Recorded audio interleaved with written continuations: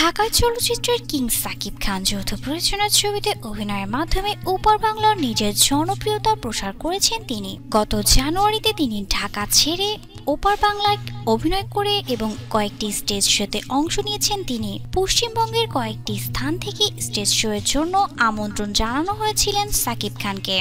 তাকে সাকিবের উদ্দেশ্য ছিল তার ছবির প্রমোশন করা।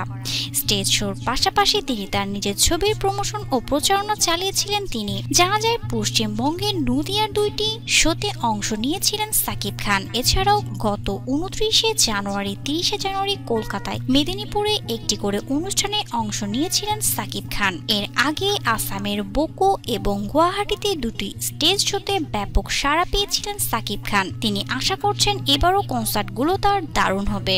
দর্শক, বাংলাদেশের এই জনপ্রিয় খ্যাত নায়ক সাকিব খান ওপার বাংলায় গিয়েও কি দর্শকদের এমনভাবে মন জয় করবে কিনা তা আপনাদের মূল্যবান মতামত কমেন্টের মাধ্যমে আমাদেরকে জানিয়ে দিবেন। লাইক, কমেন্ট এবং শেয়ার করতে ভুলবেন না।